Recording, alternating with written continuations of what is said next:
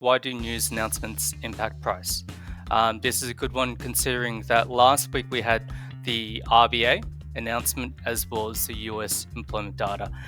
So a lot of the sort of traders already factor in the actual price movement based on the announcement. So a lot of traders would have thought there would be a rate cut, and therefore they would have not anticipated that was actually going to be on hold.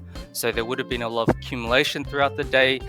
There would have been up and down with the volatility, and there could be a lot of people who basically ready to short the AED or Aussie as soon as the announcement comes out, as well as the statement from the RBA, depending on whether the statement was classified as dovish or hawkish. So dovish means that there's poor sentiment, otherwise hawkish is when it's still kind of upbeat in regards to like global uncertainty and so forth.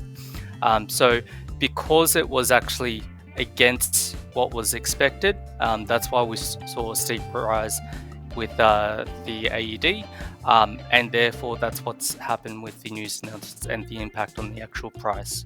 Similar to the US, for example, when it comes to the employment numbers, there would have been a lot of traders that could have used last week's news around the 4.1 unemployment rate to kind of predict the employment numbers.